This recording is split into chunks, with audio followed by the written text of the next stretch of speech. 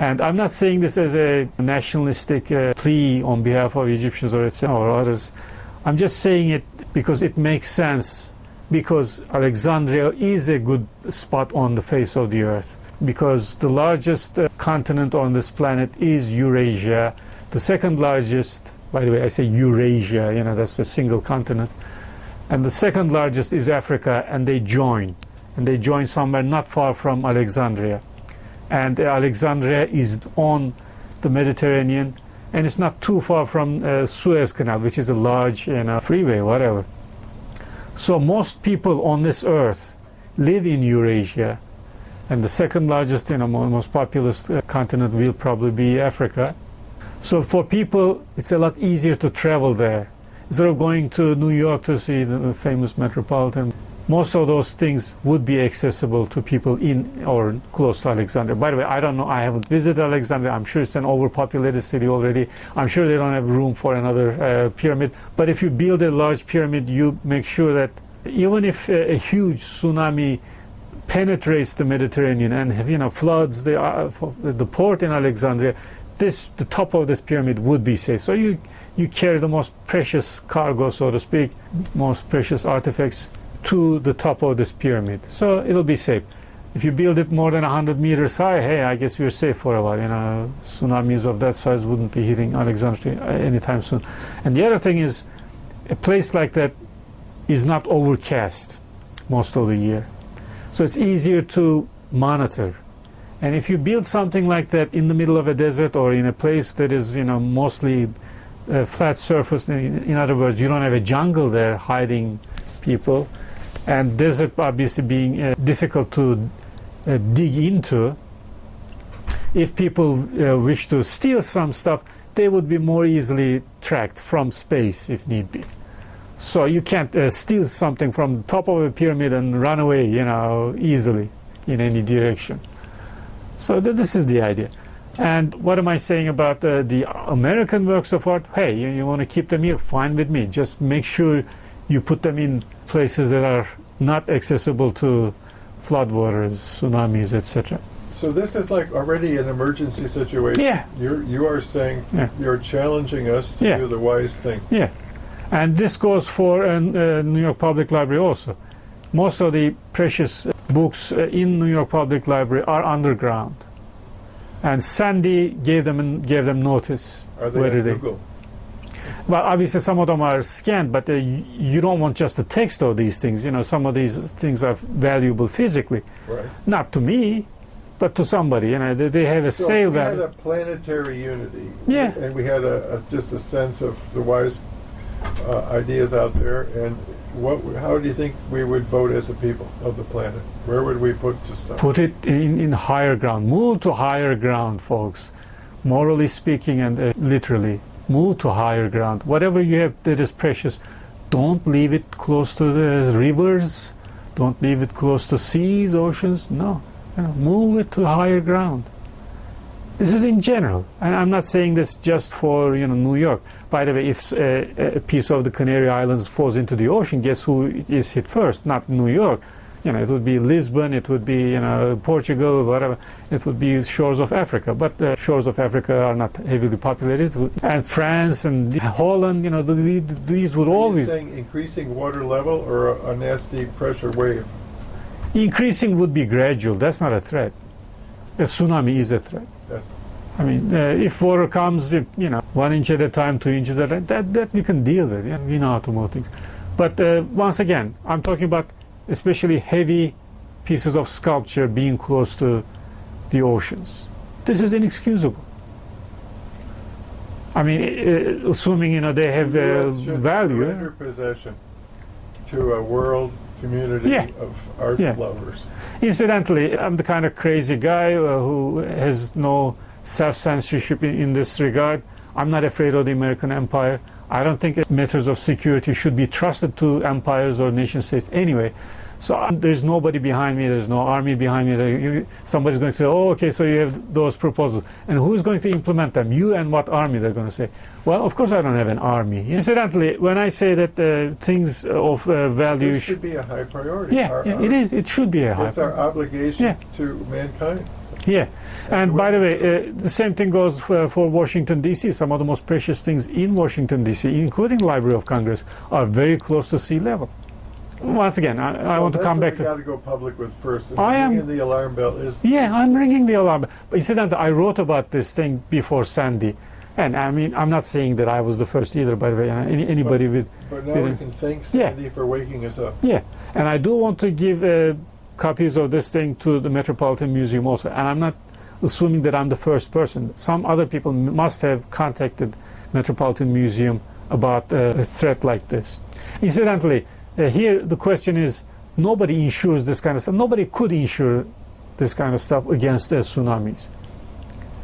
No economic body can. First of all, what is an issue? What does it mean anyway? That doesn't mean that the damage will be undone. You know, when I say things should be moved to higher ground, I know that this has an environmental impact. Now, how about this idea? Yeah. To come up with a religious pointing to higher ground, urging people to be like the pyramid, to go to the point. Of course, I have this idea too. What do you think? So I know that moving things to higher ground, especially things like Egyptian sculptures, and there's a temple there too, would have an environmental impact, and there's a cost. So in other words, you know what I'm just thinking though. Yeah. As the decisions go to move the art, the people in their caravans should be following the art and planning to live there too, right? Yeah. Well, let's put it this way. I'm not starting with the art, but you want the whole people. Yeah. I mean, people don't want to be flooded either. Yeah, I guess not. I don't want to be flooded. But in other words, human beings, I assume, are changing the climate. Making the planet warmer, etc. But even if they are not doing it, it is happening, and some of this is done, going with the first assumption, through, let's say, unnecessary moving things around. Let's put it that way. So I'm proposing that we add more to it, that we pollute the environment even more by pulling heavy stuff to higher ground. But we have to do that, I assume, because certain things, I'm not saying that works of art are, let's say, more valuable than our present climate, but obviously we can sacrifice certain other things to be able to do these things, not to mention we can use muscular power too. If people say, oh, it's outrageous, why should we give up the stuff that we already stole from different parts of the world? If that's what they say, well, they can certainly move these to some place in Pennsylvania. They can find a high enough point there, or Vermont or whatever. It shouldn't be hard to find places that would not be threatened by tsunamis of any size. Even if they say, oh, okay, we're not giving anything away, I think they should move stuff from that spot.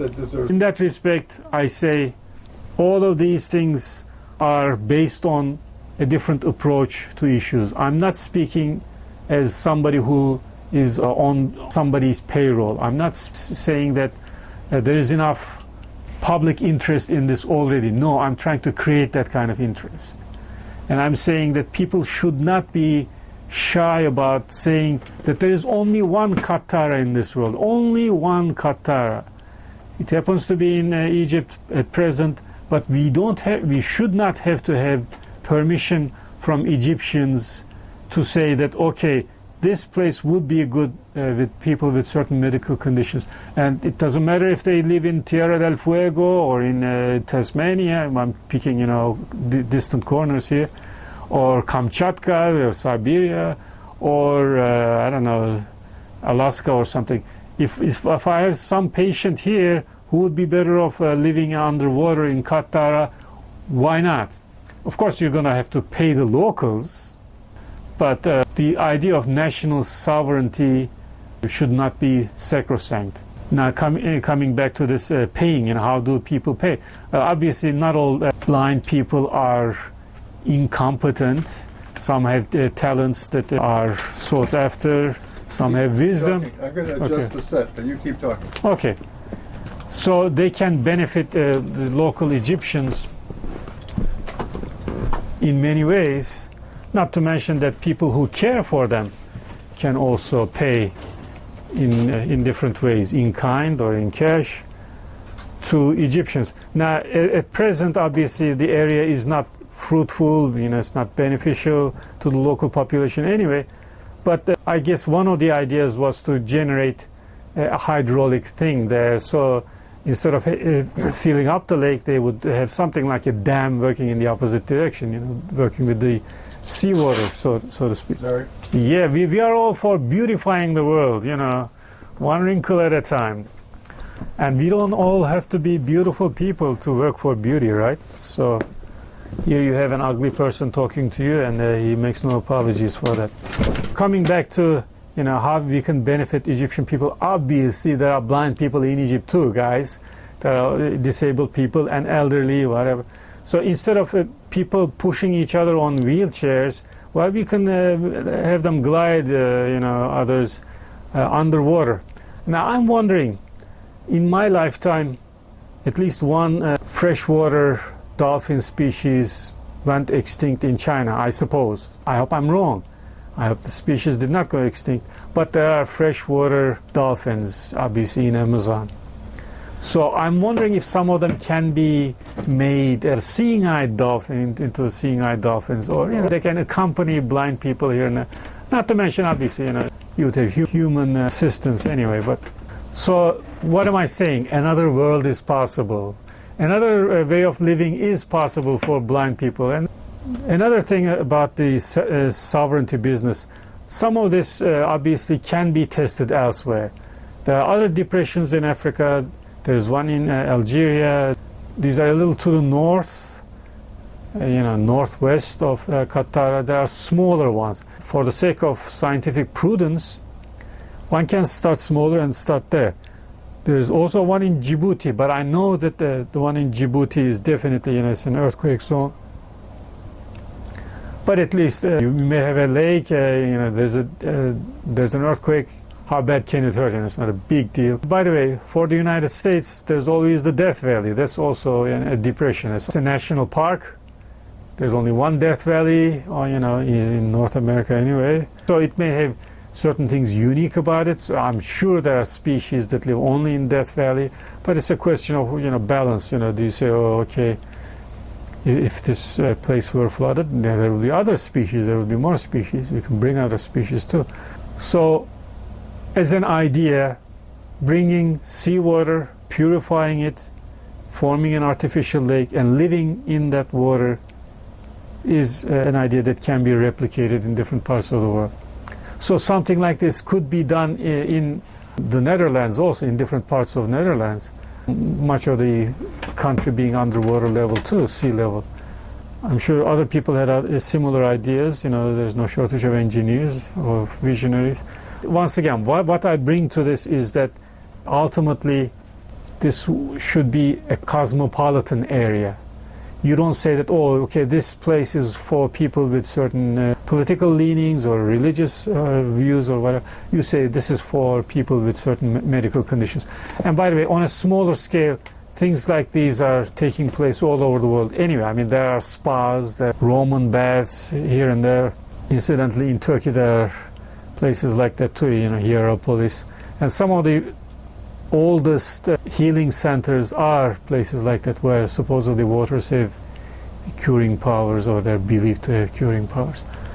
So I will move to other ideas. Once again, my name is Anseynol, Anseynol, and if you do a search on the internet, you're likely to have things related to me, because this main name is all made up. So you can hear about similar projects, some of them more political, in different contexts. I'll interrupt this